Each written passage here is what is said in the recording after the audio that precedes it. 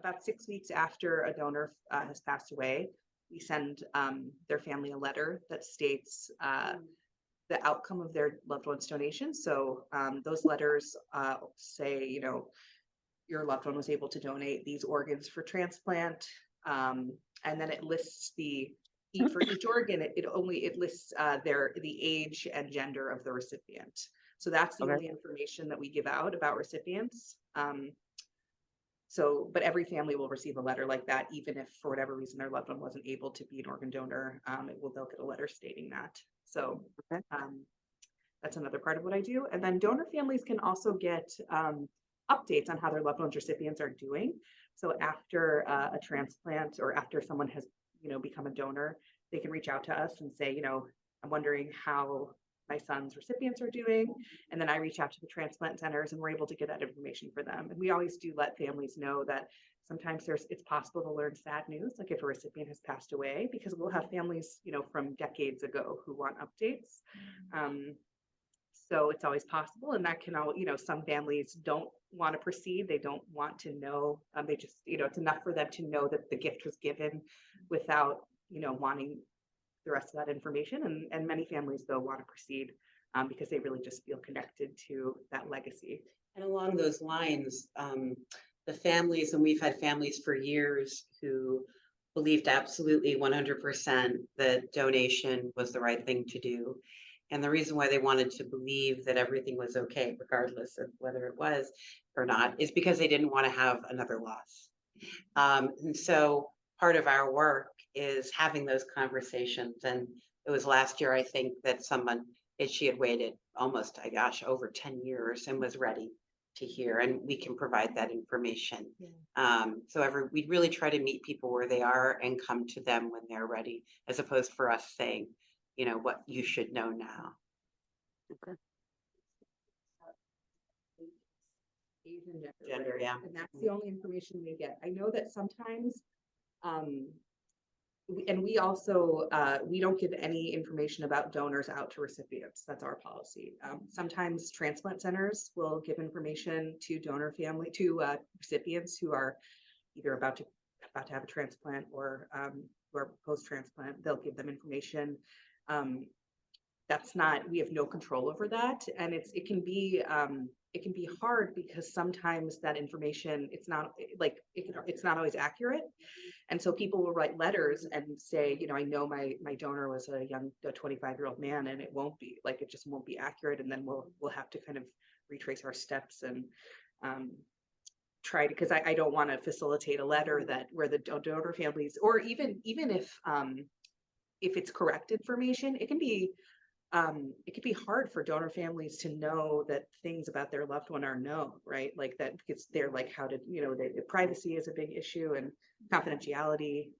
Which is why we discourage people from going on social media to try to find their person, because we spend a lot of time and energy protecting the privacy of everyone and respecting people's boundaries and wishes. So, and it's hard because we don't have control over that and of social media and how people use it. But it's really hard for recipients too. I actually just had a call from my counterpart in a different service area who said that they thought one of my donor families had reached out to their recipient via Facebook. They thought that they had found them on Facebook and reached out, and the recipient was really it was really discomforting for them because they had written before, but and it's also the likelihood of being able to, because of the number of transplants that happen and how organs can move between states and how to find the best match. It's so unlikely to really be able to figure out who that person was and get it right. So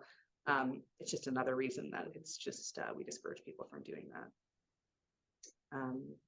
But yeah, so I'll get into the correspondences and kind of the meat of why we're here. If anyone has questions, please feel free to stop me or raise your hand, and we can talk more. But so again, I facilitate all the correspondences between donor families and recipients.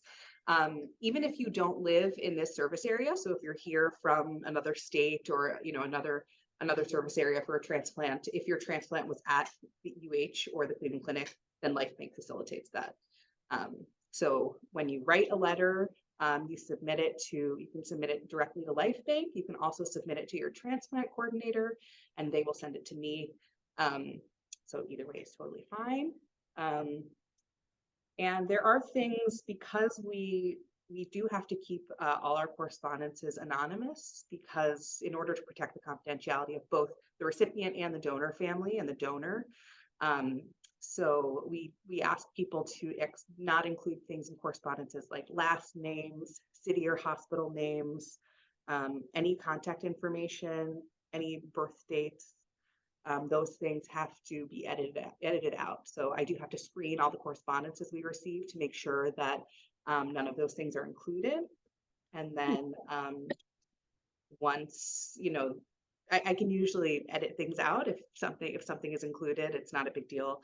And then once the letter meets our guidelines, then we can facilitate passing it on. And I want to share, I did bring, we do have our correspondence guidelines. This is a handy pamphlet that we have. I have brought a bunch to leave here, but it's also available on our website. If you go to lifebanc.org, under the for families tab, there's a page all about recipient correspondence or writing to recipients. And there's this brochure, which is specifically for writing to donor families. There's also one available for donor families, all about writing to recipients. And this includes a lot of the information that we're going to talk about. So all of those, the things that you're not supposed to include in correspondences are listed in here as well. One thing that is different, though, from what is in here is that we recently started allowing photos to be facilitated in our correspondence. We used to have to, we used to not share photos, kind of out of, again, like a real respect for confidentiality and anonymity in this whole process. But we recently changed our guidelines. So you are able to send photos of yourself, a family, and people really do love doing that. And just sharing, it's just another way to share a bit about themselves. So we do, but whenever when we get a letter, so when I get a letter for a donor family or a recipient, what we do is we reach out to that party. So we don't just mail the letter right to the person. We reach out and let them know that we've received a letter for them. And we ask them whether or not they'd like to receive that letter. We also ask them whether or not they want to receive photos as part of their correspondences, because we recognize that some people might not. That might not be something that they're ready for. I remember talking to a donor family who had exchanged, information, but it was kind of a little too soon for them. And the donor's wife said to me, like, I wasn't quite ready to put a face to the recipient. Like, I was really comfortable, really happy that he was able to donate, but I wasn't quite ready to see who that person was. And for her, that was a kind of a different line. So again, that's why we just really want to protect families and recipients. So we just go to those lengths to make sure that everyone is absolutely comfortable with what they're receiving and not just opening a letter in the mail that they weren't ready for. So there is, if it's your first correspondence, like if this is the first letter you've gotten from your donor family or from a recipient, there is an option that says that, and many people will just check this, they'll say, don't notify me in the future, just send them right to me. It's okay, I want to receive them. Some people want to continue to be notified, and that's absolutely fine. We'll notify them every time they get a letter, and then they can choose whether or not they want to receive it. And we do the same thing for recipients. So this is all for donor families and recipients. And then some families don't respond, or they say they don't want to receive the letters. Recipients will do this too. And we let those families and recipients know that that's absolutely fine. And that we will keep all correspondences that are unclaimed on file at Lifebanc for 10 years. So families, and this has happened, as Elissa was saying, families will call and say, I had a mom call last year who said, my daughter died in 2017. I couldn't open anything from Lifebanc. I couldn't look at anything for years, and now I'm ready. And we were able to look back, and we saw that there were a lot of, that she had unclaimed correspondences from recipients that she was able to get. So it really does happen. And I think too, and I've shared this story, not with you folks sitting here, but Dena, of course, has heard it, I think so have you, that, when I work with donor families and they will send a correspondence to recipients, however many there were, and they don't hear back. And, and one of the piece of work we do is talking to folks about why and what could possibly be going on. Also knowing, and I always remind donor families, I've never, ever, ever met an ungrateful recipient. Nobody is ever lacking gratitude.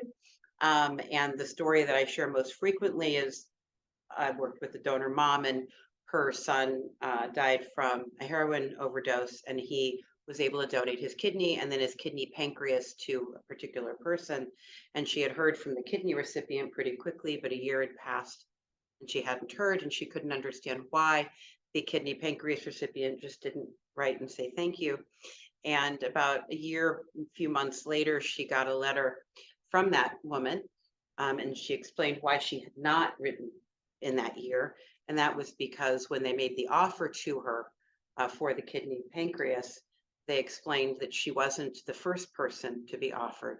The first person to be offered said no, because they didn't want a kidney pancreas from a high-risk patient. And the woman who was offered it herself had been in recovery for 15 years. And so she felt very strongly that that kidney and pancreas was meant for her. And she waited a year because she wanted to give Adam a year of recovery. So in the letter was the chip that she got for his recovery for a year.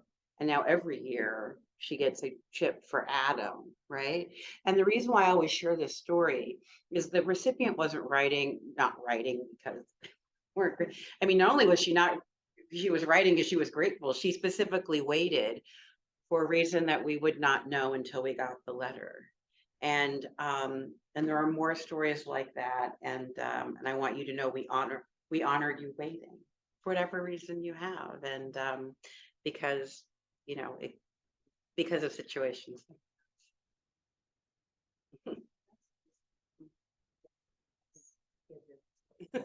And they speak publicly now together, right? They go out together and have, yeah.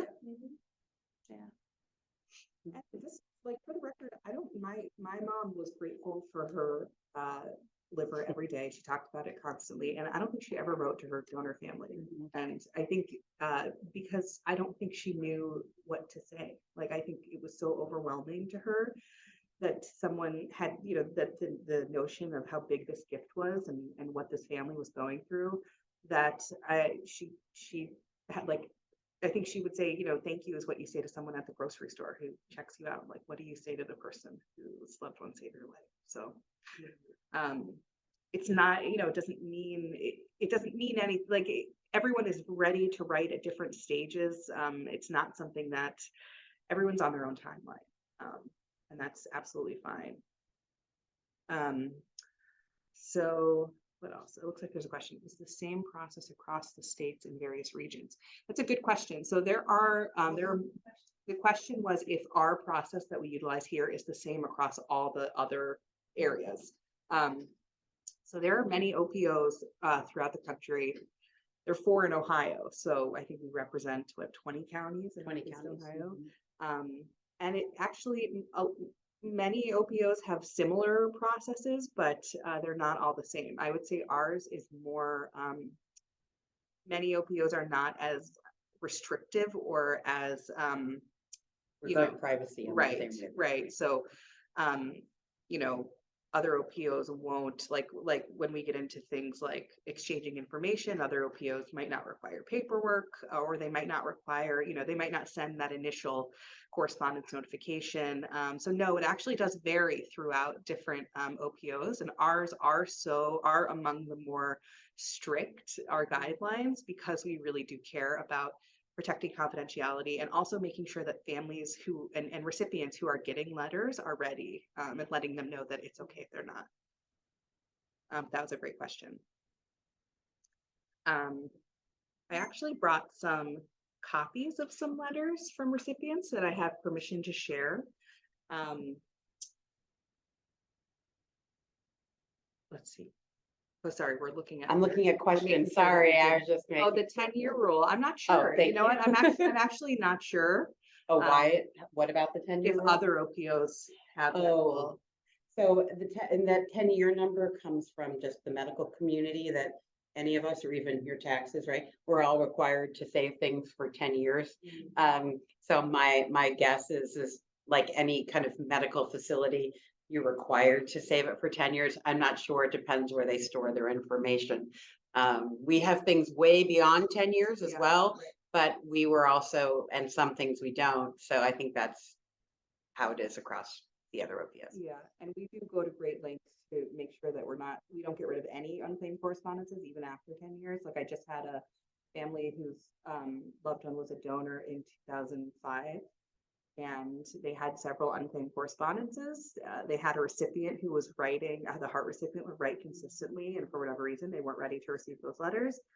This year they were. So we were able to get I had 4, original copies of their cards that recipient had sent, and we were able to send them all to that family.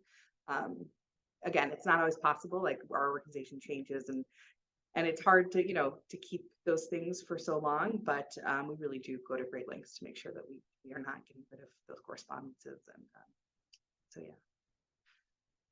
So, but thank you for those questions. So getting into more of like what people say. Yeah.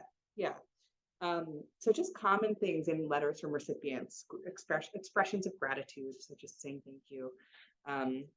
People include their basic information about themselves, so age, hobbies, occupation, their family life. I always think it's so funny, like the things that people will find connections over among correspondences. I recently had a letter that was from a recipient, and they just wrote a really long letter, like all about themselves. And I think they said they loved mustard. And the donor family like really connected to that. And they were like, oh my gosh, my sister, who was the donor, loved mustard. So like you really never know. Yeah, like you really never know what the connection, that point of connection will be. But right, it can be the wildest, most random things. And on the other side too, like we had a recipient write to a donor family that their loved one loved to garden. Okay, the donor hated flowers. So she wrote back and said, if your flowers die, I'm so sorry. My husband hated gardening. Yeah. So yeah. So funny. People will kind of give their story of why they needed their transplant. So a little medical background about themselves, what illness caused them to need the transplant and the process of waiting and when they got the call and things like that.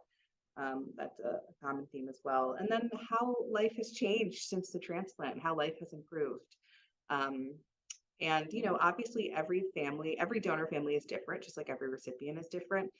But, and every family is at a different stage in their grief and deals with things differently. But most of our families are really grateful for letters from recipients. And they really find them meaningful, even if they never write back. Sort of a lost art. Yeah. Right. Yeah. And there was times I worked with a recipient who was here for many years, a volunteer. His name was Sam, and he was a double lung recipient. And Sam was an older gentleman, and I'm only saying this because of what he used to say. He was bald, he had no hair, and he had learned through writing that his donor was 19. And Sam, they wrote that he could just never meet because he felt that if they saw him, this was his feeling, they would be disappointed because he used to say, look at me, but I have the lungs of a 19-year-old, right? So he struggled with that. The donor family was fine. The donor family would have loved to have met Sam, but Sam just couldn't do it. Yeah. And that guilt can be really common, like among different topics or about different things, it's kind of a whole other conversation. Which I think we're going to do in 2024. Yeah. We're going to talk about guilt. Yeah. Again, I think that's why my mom didn't write, right? Like it's just such a common, thing. It's the, especially with the idea that you're here because someone else did it, or you made it because someone else did it. And it's funny, I worked with a donor mom who was so great. I mean, her son died in a car accident, and she's corresponded with several recipients, and she always would talk about how, the recipients would try to show how they were really taking such beautiful care of their gift and how they were, going to all their appointments and doing everything they needed. And she would always say, like, you don't have to do that. Like, you don't have to be the perfect recipient. He wasn't going to make it. Like, I knew he wasn't going to make it. And so it's just the idea that this gift is kind of outside of that, right? It's not, but I understand feeling that responsibility and that, wanting to show that you're doing everything in your power to take care of that gift.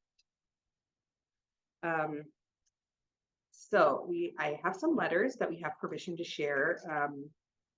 I have one from a donor's wife who was a little, like, I think it might say, but maybe like a year out from the transplant, which I guess might be relevant because we have I'm sorry, recipient wife. Oh, I was going to say, it was a recipient wife. Yeah. Sorry. So this letter is from this year. It says, "Dear donor family, how do I even begin to thank the family who literally saved my family? My husband received a liver transplant on September 30th, 2020, which I'm sure was the absolute worst day of your life. I don't know if my gratitude can help your healing, but the impact and beauty that will forever live on because of your beautiful hero will never be forgotten. At the time of my husband's liver transplant, our daughter was 9 and our son was 15. And because of your family's selfless decision, my husband is able to attend another father-daughter dance and even see our son graduate high school this year. Your hero saved my children from the trauma of losing their father. They got their daddy back. I promised at the time of his transplant that I would forever honor donor heroes, which I do at our charity event every year. And it actually said our Lifebanc charity event every year, but I had to take out Lifebanc because where we that's work. yeah, right. I pray for you and your family every single day. What you have given us is truly priceless, and no words are ever enough. Thank you from the bottom of my heart. Even though we don't know you, we are forever connected and forever grateful.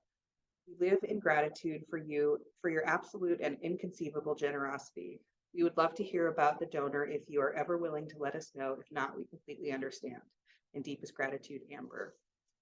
And then she included a picture, a little note from her daughter, the 9-year-old daughter, that says, "Dear family of a hero, thank you for giving my dad his life back. Thank you. We needed my dad. I'm so thankful. And me and my brother needed him. I hope you had a good Christmas. Thank you. Love, Eliana, H9." Really sweet. Yeah, and I was going to say, and this is just what it looks like when Dena, I always say that Yeah. whenever we have somebody in the department, looks like you work at the CIA and you're blacking out the parts that people can't see. Yeah. I actually, one of those sentences that I blocked out was said that they know that their donor was a 25-year-old woman, and the donor was male. So I'm not going to reach out. I can't reach out to the recipient and tell them that, but I am going to take that out because it would stress the donor family out. And it happens sometimes where the donor family will call and say, "I don't think this is the right letter." It's, because it doesn't match up, and it's, so again, and I don't know if it's because transplant centers don't have the right information or because recipients are in such a state of shock and kind of anxiety when they're getting that information that they're not remembering it right. Well, and I know, and I don't know if you all have done this or do this, but I've had a lot of people say to me they read the obituaries. So they read the obituaries of the time when someone died, and they put it together, even though they put it together incorrectly. Yeah. And I would say, we do a huge number of transplants done here are not from donors from this area. They are imported from other areas. I just had one from Quebec. A recipient wrote, I couldn't figure out where it was from, and it was a transplant, a hospital in Quebec. So it's really how medicine is now. It's hard to predict. And then I have another letter from a recipient who's much farther out. I think this was after 20 years of his transplant. And when I got this letter, I just thought it was such a great, just like a short, sweet letter. And I reached out to the recipient, and I ended up sharing it as a mission moment at one of our staff meetings, just to show our staff how impactful their work is. So this letter says, "Dear family, on this 20th anniversary of the loss of your beloved Roger and my subsequent heart transplant, I want to express my deepest gratitude. Knowing that every day is a gift, I do my best to honor Roger's memory. My wife and I now live in New Mexico, and this month we celebrated our 50th wedding anniversary. I support the blind community through artistic endeavors of painting and pottery work. Throughout these 20 years, I feel that Roger and I have bonded as the heart does indeed have a memory. With thanks and loving gratitude, Terry.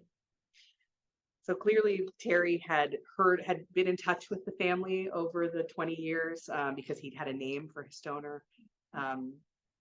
But again, it's just, people, there are recipients who write, every so often they'll send a letter, even if they've never heard back. And I just think that's so incredible. People are just so amazing in their resolve to be grateful. So I just, yeah. So those are some samples. Any questions about anything so far? One question I would ask if I was in your shoes is when do you recommend they write? That's a great question. And I'm so glad you brought it up because it's like the main thing that we love talking to recipients about because there's a lot of misinformation about it. So we know that a lot of times transplant centers will urge recipients to wait a year, or they'll give them some guidelines about how you shouldn't reach out too soon because families won't be ready. And we encourage recipients to write whenever they're ready to write. Because again, donor families don't just get these letters in the mail, like out of the blue. They're notified that they have a letter. So we let them know before they get a letter that they've received mail. And so because of that, and I mean, so many families find it so meaningful just to get a letter, and especially, in the wake of that loss, as they're dealing with that grief, it can be so meaningful. So there is no timeline. You can write the day after your transplant, you can write 20 years after your transplant.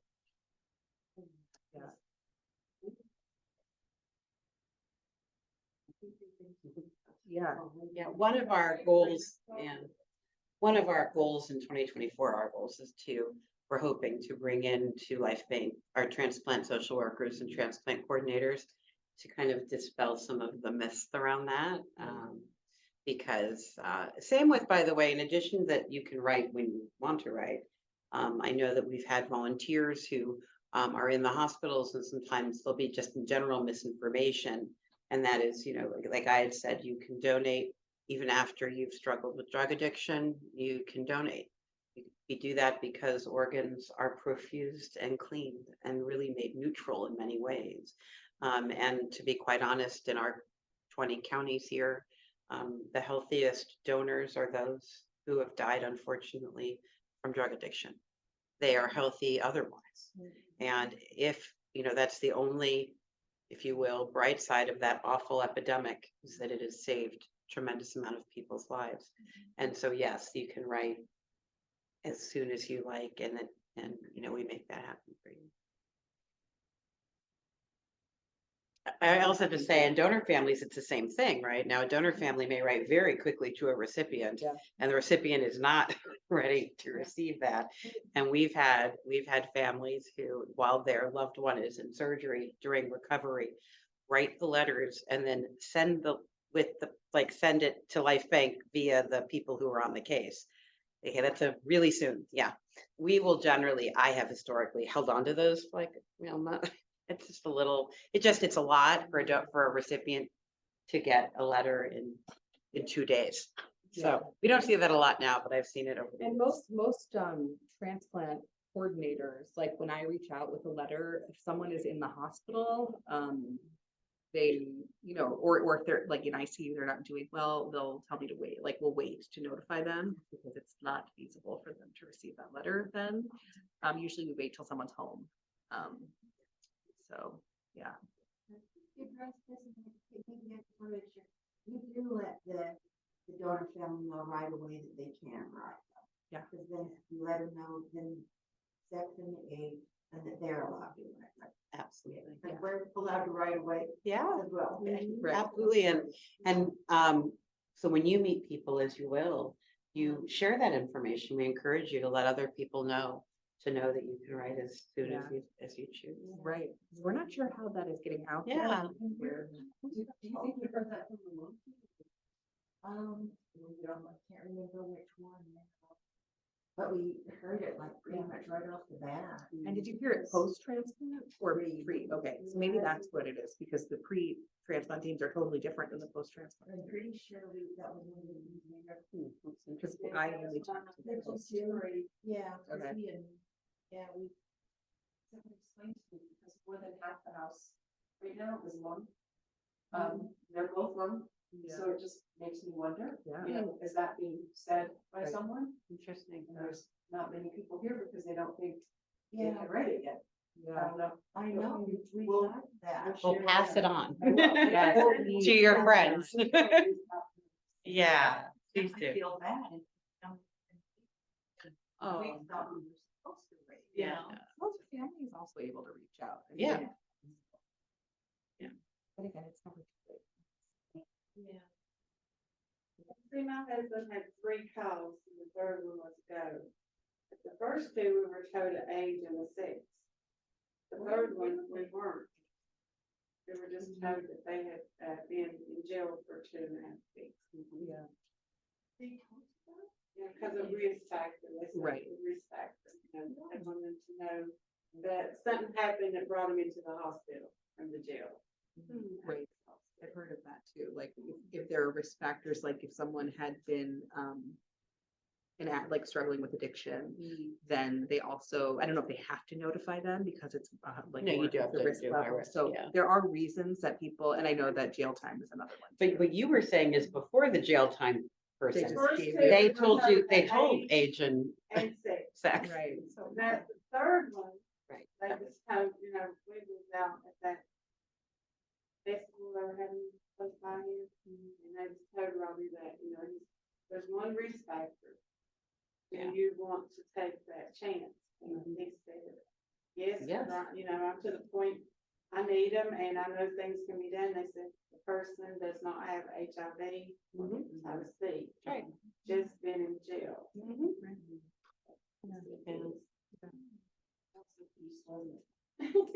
Yeah, oh, they're at the seas. Oh, yeah. Interesting. Yeah. So there are like those legitimate reasons that families will, that recipients will know things. So I assume young person, but you know, I don't know that. If anybody could be there, I'll age it. And you're absolutely right. I mean, on the whole, I was in a meeting recently where they were saying the average age of our donors in this past year was in late 40s. And of course, that then accounts for the donors who were 70 and the donors who were little, right? But that's the average age. And I know that the lungs were smaller than my husband's because that day when he came out of surgery, the surgeon said the lungs are smaller than what I took out. And I said, well, I thought that was the purpose of knowing his height. He said, actually, your husband's lungs are so bad that he needs them now. And that actually it's a blessing they are really small. Is it? How's he doing? They're great. He Good. walked today, 1,300 steps. Wow, that's He's amazing. on a walker like a rollator. He sat down twice. Well, and when you talk about those things, like we worked with a family recently, about a year and a half ago, who lost a little one. She was just 3 months old, and her en bloc kidneys went to a 30-year-old woman. Because, you know, if you think, my guess is it's a petite woman, but regardless, so you don't, you know, logically you think, well, how can that be? So we never know, because I hear those stories and I'm always struck by that. But I'm imagining this was a petite woman, and that was probably how that went. So it's remarkable. Yeah. And I assume all 3 of his were local because all 3 were taken to the OR. Like they scheduled the OR appointment, it would tell us the person was scheduled to go in at 3 a.m. And like you were there. You were there. There in Yeah. Elissa. Yeah. I just want to talk to you about meeting donor families, recipients and donor families meeting. So once correspondence has happened and donor families have been in touch with recipients or vice versa, if both parties have expressed an interest in wanting to meet, and a lot of times that first letter will say, I would love to meet you someday, or I would love to, you know, be able to be in touch with you directly so we can, you know, talk, because there is that anonymity piece, right? So like if you can't know, you know, if you want to know all that information, then, you would have to be in touch outside of Lifebanc. And so once families and recipients have expressed that, then we will initiate a process. It just involves filling out some paperwork that waives, any liability that we have. And you get to select what information you want the donor family to have. So you just say, it could just be your phone number, it could just be email address, it could be your full address, your full everything. And then once both parties have completed that paperwork, we just send, I'll send the recipient the little slip that the donor family filled out with their contact info and vice versa. And then they're able to be in touch directly. So that's how that process works. And we don't do those meetings, sometimes you see them on TV. Right, like we don't facilitate. We don't facilitate it, and what I always remind people, and it is hard, so, everybody wants to imagine that whomever gave the organ is somewhere between Mother Teresa and, whomever else, just the most phenomenal human, and then they want to imagine that their loved one's heart also went into the equivalent of that Yeah, person. And you all know at the end of the day, you are human, you have histories, you have stories that come with you, as do the families. And we can't, as someone said to me, how do I know if I'm gonna like my recipient family? I said, how you know they're gonna like you? I have no idea, because you're just people. You have a sick family member, but beyond that, I don't know. Right. I mean, exactly. Yeah. But it's those worries that get in people's minds, and Right. that's why I share it. Because then all of a sudden they get nervous. Well, wait a minute, what if they don't like me? It's like middle school, but it's true. People worry about those things. What if they don't like me? What if I'm disappointing? Yeah, it's hard. And we see the full spectrum, right? Like some recipients and donor families will vacation together, like they are so close as can be. And Someone some, told me that recently. yeah, and And others just somewhere. Mm. right. And others like just have normal, check-ins and regular kind of relationships. And so it's hard, like I think going in with low, with not huge expectations, just for you don't want to, just to kind of be open to the possibility of whatever will come. And a donor family recently said to me in a group, and I was so struck by this. She said that when they were home, her son died, and so they went home and they asked for a call when he went to surgery, right, when they were going to do the recovery. And when they got the call that her son was going to surgery, she had this image of families being called to. And it gave her this immense sense of peace that while she was getting her call, someone else was getting the call to pack up. Yeah. Something good is going to be happening. Mhm. And that image was something that she carried with her on that day. And I'll never forget that, because I've heard lots. I've been at Lifebanc for 14 and a half years, but that was the first time that someone described that experience. And so it's very interesting. I love this story. We had a donor's mom who was so excited about exchanging information. She wanted all the recipients. She sent paperwork out to every recipient, even ones she hadn't been in touch with. And we wait, it's just because paperwork takes a while to get through multiple parties. Like I had to send it to my counterpart in the service area. They had to send it to the recipient had to send it back to me. So it took, at least a month. And I was so excited to get the first one back from like the left kidney recipient who she had heard from. And I was so excited, like I sent it right to her and I did the exchange. And then when you checked in with the family, she was like, well, like, Now what do I do? we've been staring at this piece of paper. Yeah. for 2 weeks. I just love that. 'Cause Yeah. it's like, She's like, what do I say? right. Now I have her information. And it wasn't that they'd already written, Like so now they exchanged, and now they could talk. And she just, she didn't know what to do. Yeah. Just love that. It really bothered me, I mean, I know, when we got the call, because knowing that somebody was dying, then I think it bothered me more knowing they were in surgery. I just assumed the organ had already been harvested, I've never heard of a OR time. Because the second one was supposed to be a perfect match, but the person didn't die in the 2 hours. Yeah. And that just broke my heart that that person lay there 2 hours. Yeah. And, the organs expired too. And I thought, well, that's just so sad. It's hard to get over that. And I'm amazed it just bothered me. Difficult. Yeah. Those cases, though, just so you know, in our world, those cases are considered unproductive after consent. They said yes, they went to OR. I just want you to know that we follow those people too with services. So even if you weren't able, that family that you're thinking of, even if they weren't able to donate, they receive our services because the legacy they leave is in that yes, that they said yes. Yeah, that's what So, I thought too, yeah. you know, I didn't know about how Lifebanc worked or anything, but I thought, you know, it has to be so sad. They made the decision to do it, now they're told that, you know, they didn't get to, Yeah. Yeah. all around bothered me, you know. Does anybody online have any more questions? No? You said you counsel the donor families for as long as they need it. It kind of sounds silly, but like, what do you find their needs are? More than besides just, of course, missing their loved one, but so. So I think, it depends on the age of the donor. That's a big piece. So the folks that I tend to see for the longest time are people who've lost children, which we all could imagine why. And so it depends. I'm currently working with a woman who lost her little one in a drowning accident.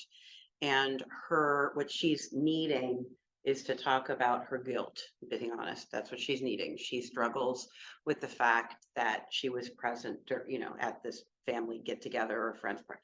So a lot of people talk about that. They work through a lot of guilt around whatever the circumstance was. The folks who've lost loved ones to addiction. Did I do enough? A lot of woulda, coulda, shouldas in their experience and working through that, and our guidance to them that usually that's the feeling of helplessness. Dena's heard me say this, but I've never met a donor family who could have done something and didn't. I don't know anyone who does that. For the folks who've lost spouses, a lot of their beginning process is just trying to figure out who they are now in light of not having a partner. What does that mean? And it impacts, and depending on their age, the challenge is slightly different. So when I'm working with people who are, let's say, in their 30s and through 50s, that's a different question for those folks than people who were married 50 years and in their 70s. But the folks, children and spouses, I would say, are the primary people who come, and then I run all of the groups. And so I'm currently running our last group of the year for folks who've had a loss that was at least 2 years out, so they can come back. And in those kind of groups, there's people in there who've lost parents, siblings, children, spouses. So generally that's what they need: reassurance and guidance, and also the idea that they're not crazy. Lots of reassurance that they're not crazy. Because, and we happen, with the exception of Dan here, as women, we often are in charge of managing a lot of things. And then when you have this experience, you start to feel like you're losing your mind because you can't find your keys and you can't focus on your, what you usually focus on. And so inevitably they'll say, what is wrong with me? Like the whole cognitive functioning piece shifts and you feel like you're losing your mind. So we reassure a lot of folks that they're not crazy. Yeah. Hopefully letters from recipients help. Letters from recipients are very powerful. And, Dena was on the phone.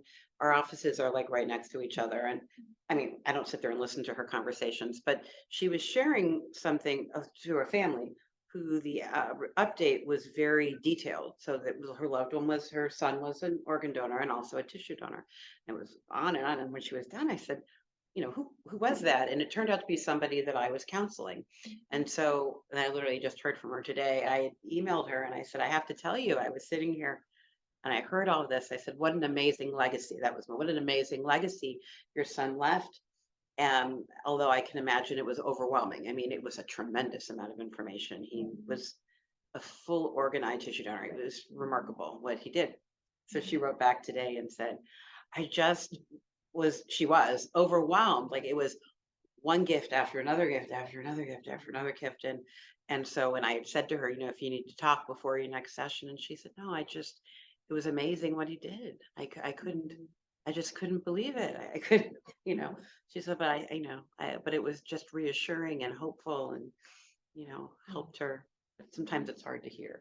You give that information. So, yeah.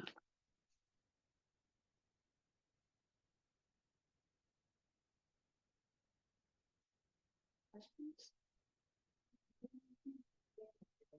Oh, Edie. Want to read it out loud?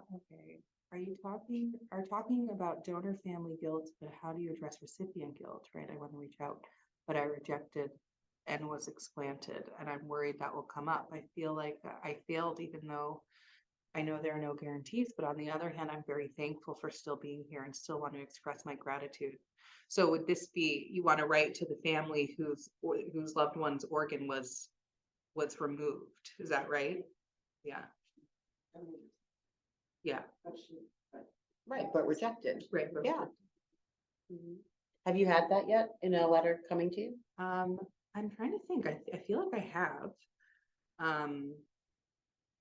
I had one where a person had received an organ, but he had that kidney for many, many years before he had to be retransplanted. So he wanted to maintain a connection with that family. But I also give updates where an organ doesn't, where like people will ask for an update and sometimes organs have to be removed, right? Like they don't, it's not a good match, it's not working. The recipient has to go back on dialysis or something. But I think your question, I just want you to know that one of the things that when Dena gives updates as well is to remind people that their loved one's liver or what worked beautifully in their body. But in order to receive a transplant, as you all know, you have to be sick enough to get it and well enough, hopefully, to survive. That's a very precarious place you all sit. And donor families do understand that. And so I know that I've had the opportunity over the years to do work with the social workers and the transplant social workers and coordinators around that guilt, because it's a loss for you too. Around, here you thought you were going to have something for however long you anticipated, and then you lose it. But I think that if we received a letter like that, we would really talk to each other and figure out the best way, to make sure that information was shared in the most respectful, sensitive manner possible.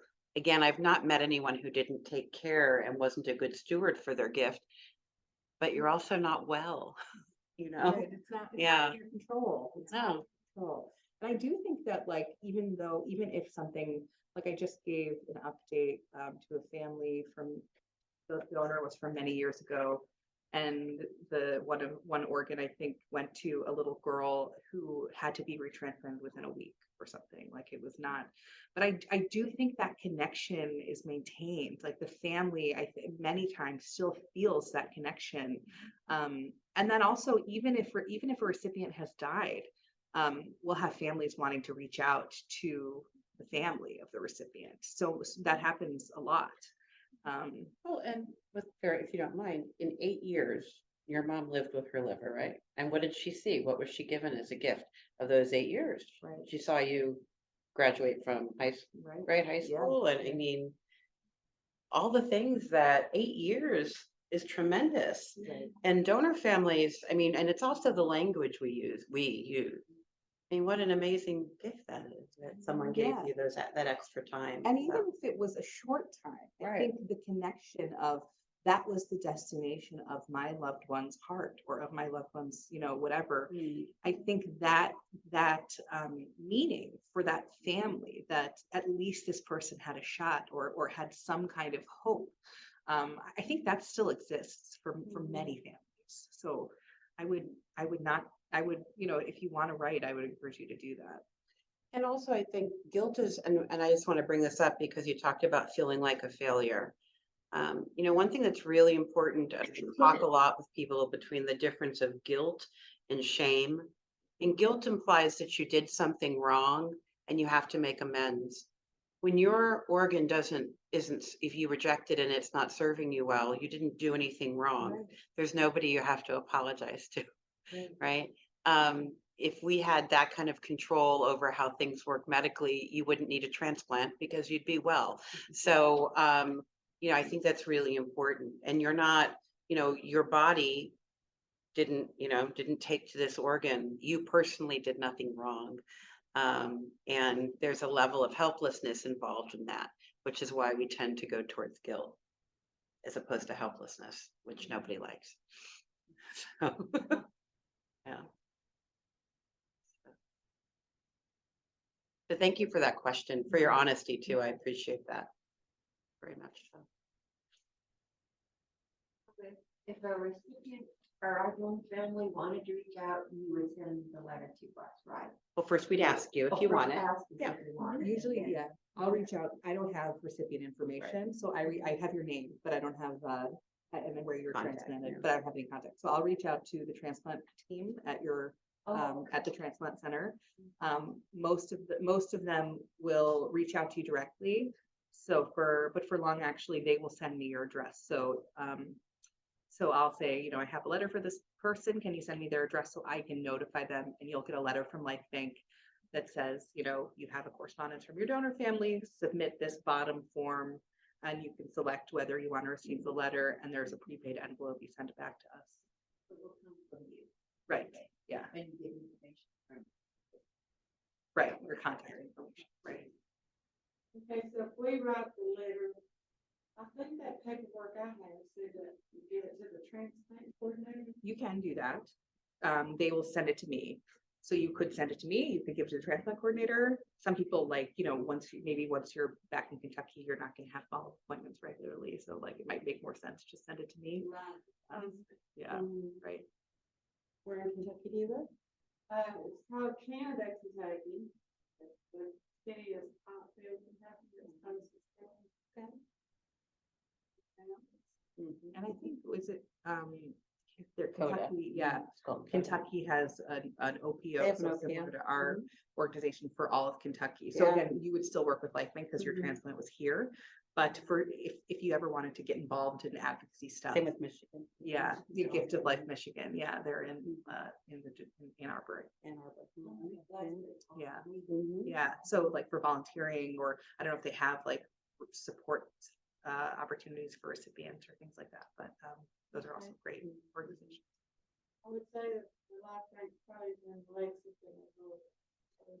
In code, yes, Yeah. I think you're correct. Yeah. Yeah, the equivalent of it, yeah. Because Brandon had hours from Lexington, from Louisville. Louisville, Yeah, yeah. every town is so small, we don't have any type of really special doctors there. Yeah. But I would imagine sometimes, for us, we'll have opportunities to volunteer throughout our service area because different places will have events and they'll want someone to come speak or have a resource table talking about donation. Yeah. So I'd imagine that They CODA, do that like at these health fairs. Yeah, We right. bypass. Right. and that they want volunteers from all over the state so that they have people, who can go to those. We love, and I'm not just saying this because you're sitting here, but hearing from recipients is so incredibly helpful when people are able to put a face to the outcome of what happened. It's very powerful for people, very powerful. And then my husband followed a lot of coal miners. He was a coal miner. Mm. And so he followed a lot of coal miners that had double lung transplant. And he decided after they did Johnny Wilson's here that this was where he was sending because he was so ill that no other hospital would But touch take him. them, yeah. And he's so great. It's been 2 years. Wow. That he had his, and so that brought Robbie here. Then some couple other coal miners that had it been here. And tell me, he can't believe how he doesn't have to have oxygen, no CPAP. He's come a long way Amazing. in That's a few wonderful. weeks. And your husband, how's he? He's doing well too. Yeah. He's back with me. It will be 2 weeks on Thursday and he has no oxygen at all, no CPAP either, just he just walks by himself with his new lungs. It's amazing. It's incredible. It's just We remarkable. check his saturation, you know, the little finger Yeah. thing, mhm. it'll be like 100. Wow. Almost all the time. We'll walk down to 37 Oh. or something. Yeah, And Robbie's- it's like back to 100. Wow. So it's incredible to just watch. And Robertson dropped to like 87 with oxygen on the walk from the couch to the bathroom. Yeah. Mm, Wow. that is amazing. Thank you so much for sharing that, and I'm so glad we could be here to, and we're really not that far away. I mean, we're just, about 25, 30 minutes, so, and we'll leave these brochures here, so you can have these. And again, tell everybody, you don't have to wait a year. Yes, yes, please. Pass it on. And for the folks who signed on via Zoom, thank you. And we appreciate you being here. Sure, www.lifebankwithac.org. And when you go on there, go under, there's a tab for families, and you're our families too. So when you go on there, you'll see some information for recipients. I mean, you'll see information for donor families, but you'll see information for recipients too.